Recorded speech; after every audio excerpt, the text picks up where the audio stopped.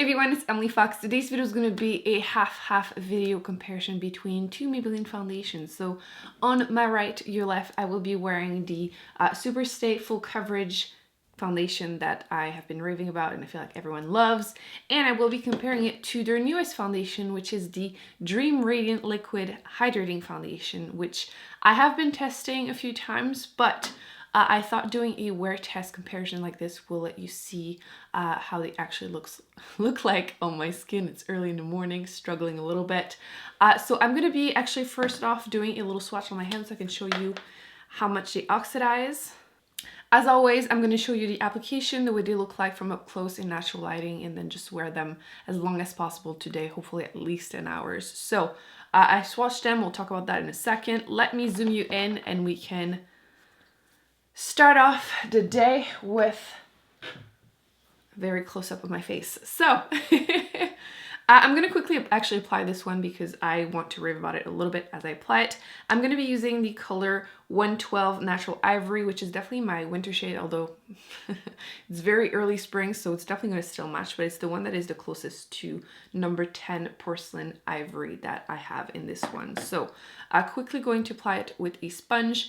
While raving about it, I'm going to apply it on this side just because I have some more discoloration and pimples to cover on this side, so I can show you the coverage of the new foundation, and this side I have less. And like I said, it's not a new foundation, but we already know that it has really good coverage. I really enjoy this foundation because first off, it's drugstore, it's affordable, and it's very buildable. It's very easy to apply a very thin layer and it looks natural.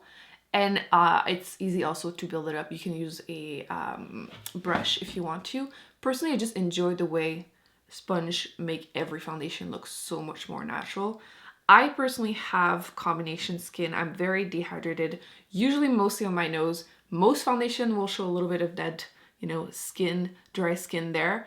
But some foundation, it's like horrible. Some of them, it's barely. So it's definitely a good test to stare at my nose. I'm only going to apply like a light to medium layer because I don't need that much coverage, and you can already tell that it just evened out my skin tone, so I don't need to cake it up, and it just looks great, which I will bring you once again outside or in front of a window so you're going to be able to see the texture. But you can already tell this is just perfect for every day for me, just a little bit like this. Now let me just wash my sponge because I can't find my second one, and then I'm going to apply the other one. Okay, so now the other foundation, we're gonna try to give a similar amount of coverage. Oh, I didn't go fully there. Okay, I'm gonna try with this one. Okay. Let's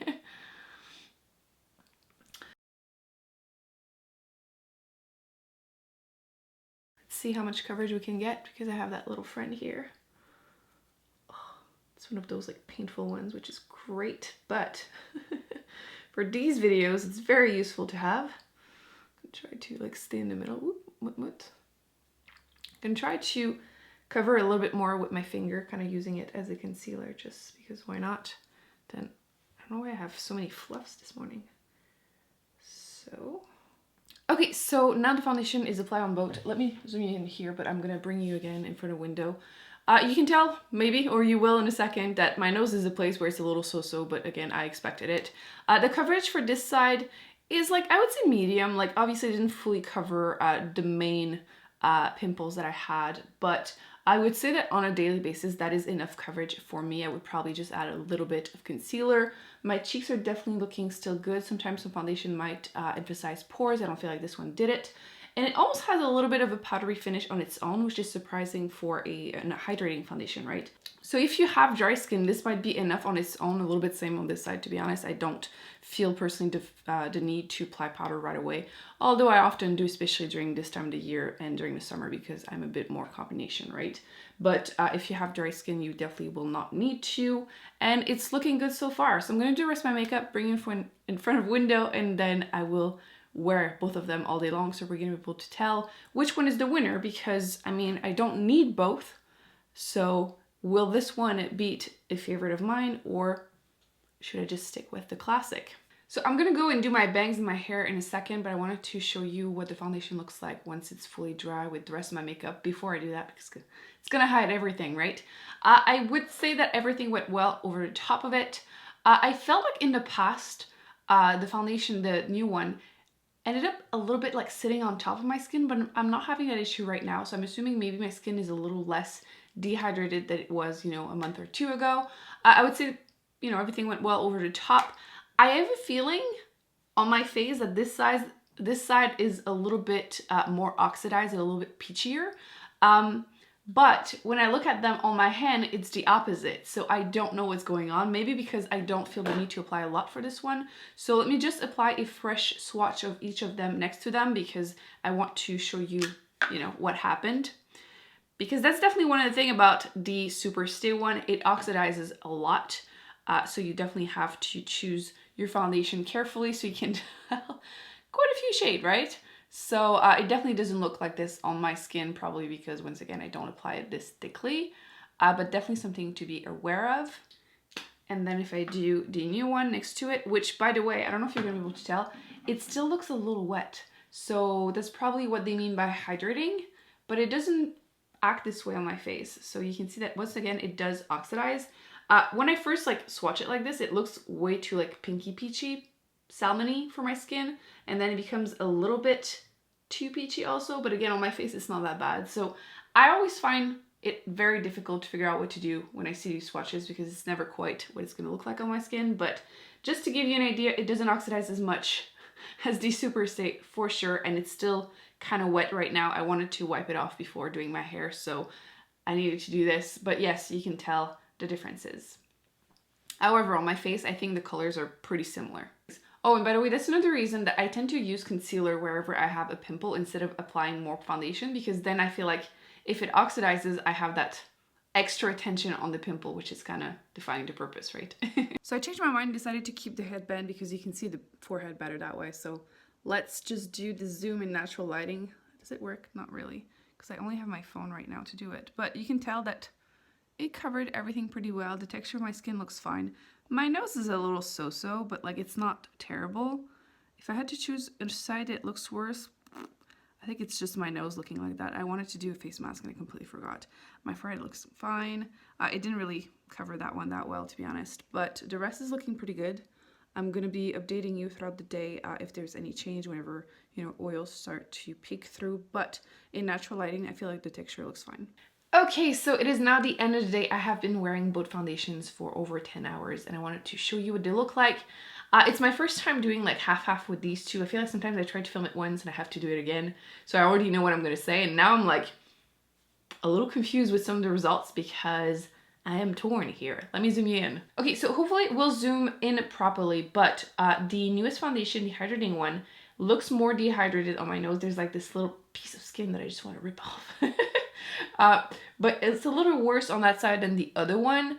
It's nothing super dramatic because my nose will always pretty much look like that unless I just, you know, used a chemical exfoliator and then a sheet mask or something.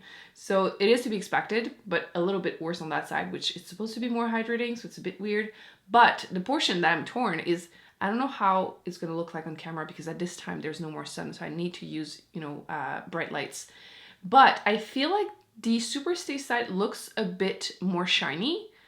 And the Hydrating one, I feel like I'm like noticing like the product accumulating in any like expression line, which I'm trying to make faces so you can see them. I feel like there's a little bit there, which again is kind of weird. It looks a little drier because it's supposed to be the Hydrating one. So I'm really torn. Oh, plus I do feel like I see my pores a tiny bit more on the Maybelline one. With that said, I will usually repowder after about like 6 hours and it's been 10 hours. So the fact that the foundations did not, you know, melt off my face is great. I do want to actually reapply a tiny bit of powder just to see and be able to show you what they look like if you can repowder them or not. Okay, so I grabbed two different ones for each half of my face because we can see if the foundations transfer. I rarely notice a foundation transferring. I don't tend to like hug people face first in their like white t-shirt. But it can happen. I mean, I've definitely noticed sometimes, you know, I'll put my hand and like my shirt will touch my face and some foundation will do it. It's usually pretty rare, but some of them definitely have. So the Superstay one, which I keep calling the Maybelline one, but they're both from Maybelline. Maybe the tiniest amount, like the tiniest, again, after 10 hours. So I would not consider this something that transfers. Now let's try the Hydrating one, which I'm curious actually because it seemed to be more matte. Tiniest amount. So I would consider both of these transfer proof. So let's test a little bit of powder because normally I would have on my forehead. I definitely feel like it moved a little bit. I can see that little friend here a little bit more. Nothing dramatic once again because it has been all day, but still, yeah, they both look absolutely fine now. So hopefully you can tell my forehead looks perfectly fine. Like I could be wearing this foundation for another 10 hours. So frankly, my review is a little bit meh because at the end of the day, I would happily use both of them. If I am forced to choose, I think I would go with this one just because I've used it for so long that I'm really used to it now. And I say so long, it's been what, a year? Has it been a year or two? It's been longer than this one, let's just say that. And I know how versatile it can be because again, I can use it very thinly and use it mixed with moisturizer and just kind of use it every day, kind of like in the summer tinted moisturizer type of thing. And I know I can build it up for more coverage. So for that reason, I think that this one would win it for me over this one. I would be actually very curious to hear from anyone that might have more mature skin how this works on them because again I noticed that it seemed to accumulate a little bit. It didn't do it here, so I don't know if it's just a fluke or something. But like I had mentioned in the past, I had worn it again and it sat a little bit on my skin. So I would be very curious to hear your personal experience on any of these foundations. But yes, if you force me to choose, I would say this one, but I did think that it performed perfectly fine right now. So maybe it's just not a wintry foundation for me. I'm gonna have to put it more to the test and keep you updated. So that's gonna be it for today's video. I really hope you enjoyed it. Thumbs up, subscribe. I will be putting more videos on the screen that I recommend you check out, and I shall see you in my next one. Bye.